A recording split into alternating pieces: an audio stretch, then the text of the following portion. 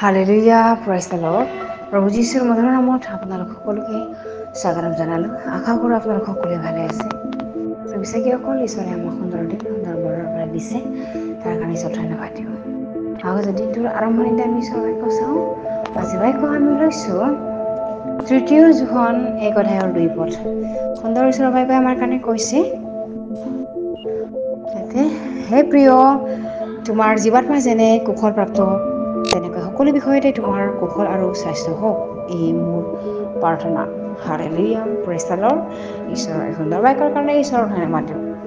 প্ৰিয় বিশ্বাসীসকল, ইয়াতে ঈশ্বৰৰ বাক্যই আমাক এইটোৱে বুজাব বিচাৰি আছে যে আমাৰ জীৱাত্মাটো যেনেকৈ কুশলপ্ৰাপ্ত, ঠিক তেনেকৈ আমাৰ সকলো বিষয়তে স্বাস্থ্যটো আমাৰ যাতে কুশল হয়, ভাল হয়।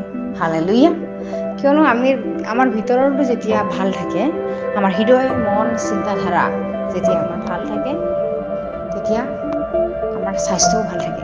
যদি আমি ভিতৰৰ পৰাই বেজাৰ, বেমাৰী, দুখিত মন, ভগ্ন মন, তেনেহ'লে আমাৰ চেহেৰাও ক্ষীণত পৰিণত হয়।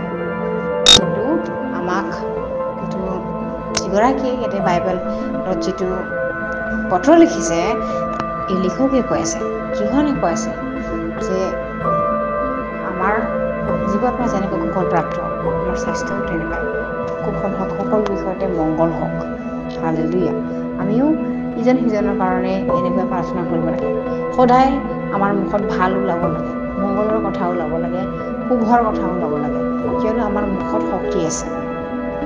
আমাৰ জিভাটো মৰণ আছে, জীৱনো আছে, শক্তি আছে আমাৰ জিভাত। সেইকাৰণে আমি সদায় ভাল ক'ব লাগে, যাতে এজনে সিজনৰ মংগল হয়, ভাল হয় আৰু আনন্দ হয়। আমেন। বিশ্বাসীসকল, তেওঁ যিবোৰ ঈশ্বৰ হয়, তেওঁ আমাৰ কাৰণে সকলোবোৰ ভালেই কৰে। আৰু আমি তেওঁৰ কাষত যাতে চাপি যাওঁ, তাৰ কাৰণে তেওঁ আমাক সকলো সময়ত বল দি থাকে। কিন্তু আমি পাহৰি যাওঁ, তেওঁ এজন জীৱিত ঈশ্বৰ আছে বুলি পাহৰি যাওঁ। আমাৰ স্বাস্থ্যৰ কাৰণে প্ৰাৰ্থনা কৰোঁ আৰু পাহৰি যাওঁ কামৰ ব্যস্ততা আছে।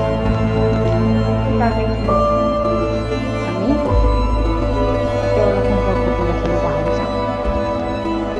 তেওঁৰ বাক্যই আমাক শক্তি দিয়ে। আমি দুখিত সময়ত, আমাৰ ভগ্ন যেতিয়া মনৰ সময়ত তেওঁৰ বাক্যই আমাক সহায় কৰে, শক্তি দিয়ে, বল দিয়ে।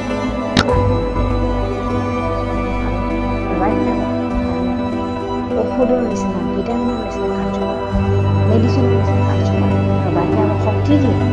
হালেলুয়া। সেইকাৰণে আমাৰ ভিতৰতো যদি